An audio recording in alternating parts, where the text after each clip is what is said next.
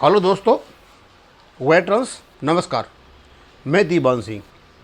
आज मैं दो बहुत ही महत्वपूर्ण जानकारी देने के लिए वीडियो बना रहा हूं। एक तो जो बैंकिंग पेंशन अपडेशन का जो केस है माननीय सुप्रीम कोर्ट में, उसके बारे में जानकारी है। हल्की सी जानकारी है। सुप्रीम कोर्ट इंडिया पढ़ के बता देता हूं। It will be appreciated if the learned advocates on record don't seek adjournment in the matters listed before all the courts in the cause list weekly list 12 of 2005 from 3/4/2025 से 3/25 यहाँ तक इन्हें वो दे रखा है।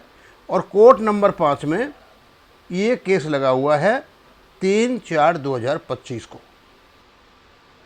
इसमें शर्त भी डाल दी है कि जो एडवोकेट्स रिकॉर्ड्स हैं कि डोंट सीक एडजर्नमेंट, कि वो एडजर्नमेंट सीख नहीं करते हैं तो। और इनके साथ में और कुछ कनेक्टेड केस है जो हैं।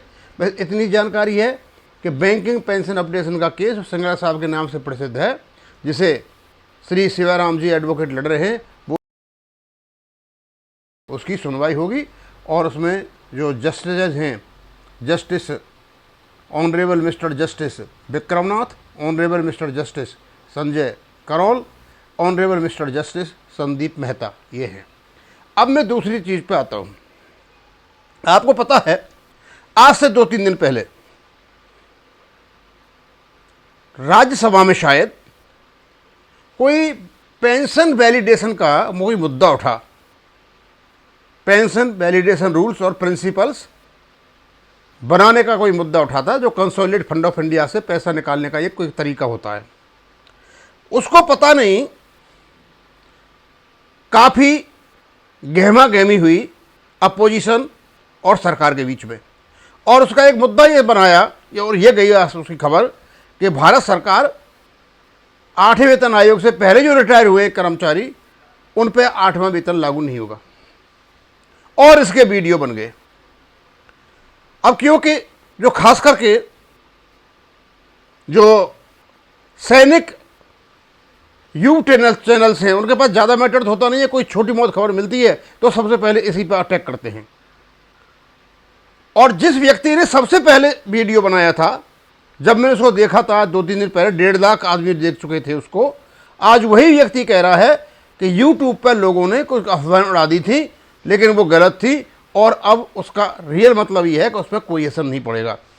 अब ठीक है, कर दिया, लेकिन आपको बता देता हूँ मैं कि भारत सरकार ने, यानी फाइनेंस मिनिस्टर ने स्पष्ट किया है, no change in pension due to validation rule. Sitharaman finance minister ने यह कहा है कि उनका कोई भी असर नहीं पड़ेगा किसी प्रकार का, यानी जैसे थे वैसे ही रहेंगे। यानी 8वें वेतन आयोग में जो रिकमेंडेशंस आएंगी वो सर्विंग एम्प्लॉयज पर भी लागू होंगी और रिटायर्ड एम्प्लॉयज पर भी लागू होंगी। अब मैं पढ़ के बता देता हूँ। ये और इंडियन एक्सप्रेस की खबर है। ये finance minister Nirmala Sitharaman on Thursday said legislation regarding validation of the central civil services pension rules passed by parliament as part of the finance bill 2025 would not impact pensions of central government employees including defense persons। यानी जो अभी finance bill pass किया है 2025 में, उसमें जो pension rules का जो वैलिडेशन किया है, उसका रिटायर्ड कर्मचारियों पर एक डिफेंस पर्सनल को मिला करके भी कोई भी फर्क नहीं पड़ेगा। जैसा था वैसा ही है।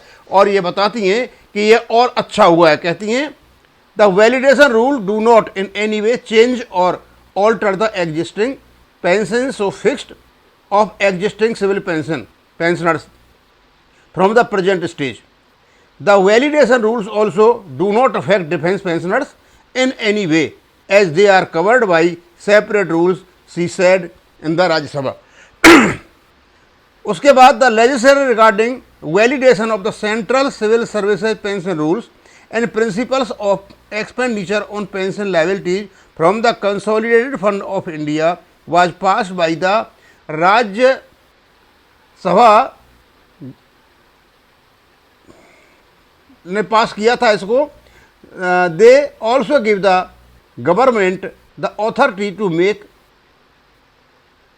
a distinction among pensioners.